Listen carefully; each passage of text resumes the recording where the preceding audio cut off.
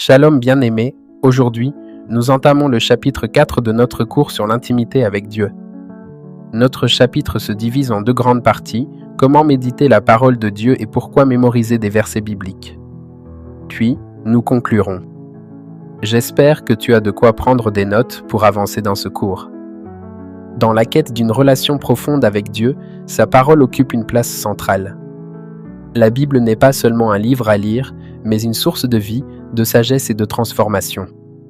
Méditer et pratiquer la parole de Dieu, c'est choisir de laisser Dieu nous parler chaque jour, de nourrir notre foi et de façonner nos pensées et nos actions selon sa volonté. Ce processus demande de la régularité, de l'attention et un cœur ouvert à l'enseignement divin, comme il est écrit dans 2 Timothée 3 verset 16, « Toute écriture est inspirée de Dieu et utile pour enseigner, pour convaincre, pour corriger, pour instruire dans la justice. » La première partie de ce cours nous parle de comment méditer la parole de Dieu. Pour cela, il y a 3 étapes fondamentales. Premier point, lire la Bible tous les jours. Le second point, c'est de méditer ce que nous lisons afin de mieux comprendre ce que Dieu veut pour nous.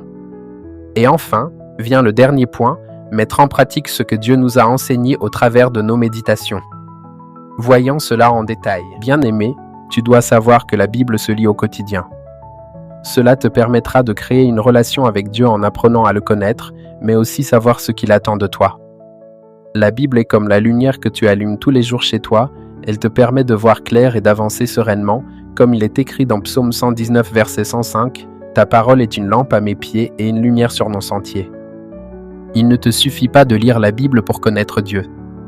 Il te faut la méditer, prendre un temps de calme et de concentration pour demander à Dieu ce qu'il souhaite t'enseigner au travers des passages que tu as lus et ce qu'il attend de toi.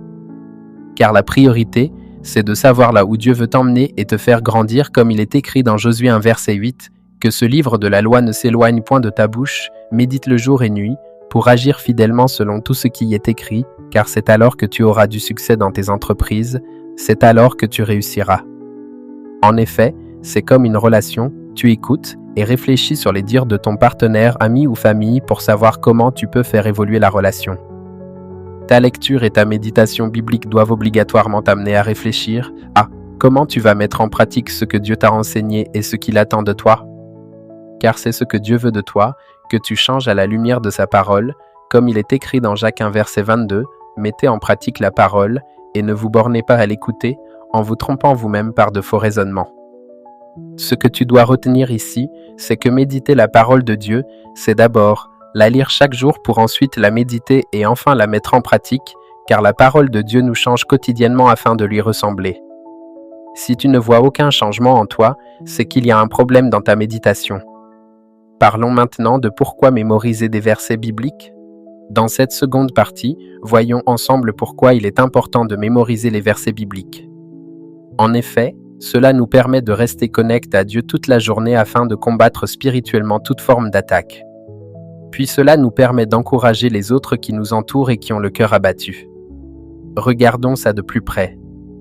Bien-aimés, chaque jour, l'ennemi nous crible comme du froment, que ce soit par les pensées, les actions et même les personnes qui nous entourent. Il n'est pas toujours évident de faire face à toutes ces attaques, voilà pourquoi les versets bibliques que tu connais te seront utiles comme il est écrit dans Psaume 119 verset 11, « Je serre ta parole dans mon cœur, afin de ne pas pécher contre toi. » En effet, répondre aux attaques de l'ennemi te met en mauvaise posture, car tu risques de pécher contre Dieu et c'est ce que le mal veut. Mais si tu utilises les versets que tu connais pour te défendre, tu trouveras la force de Dieu dedans pour te soutenir, te révéler et te donner la paix du cœur. C'est ainsi que tu déstabiliseras l'ennemi et ses attaques, car tu n'es pas seul. Dieu est avec toi. Enfin, retenir les versets bibliques est une source d'encouragement pour toi dans les moments difficiles, mais aussi pour ceux qui t'entourent parce qu'eux aussi ont besoin de la puissance de Dieu même s'ils ne croient pas en lui comme il est écrit dans Colossiens 3 verset 1, « Que la parole du Christ habite en vous dans toute sa richesse. Instruisez-vous et avertissez-vous les uns les autres en toute sagesse. » Ne sais-tu pas que cela aussi te permet de parler de Dieu et montrer sa puissance? C'est ce qu'on appelle évangéliser par la puissance.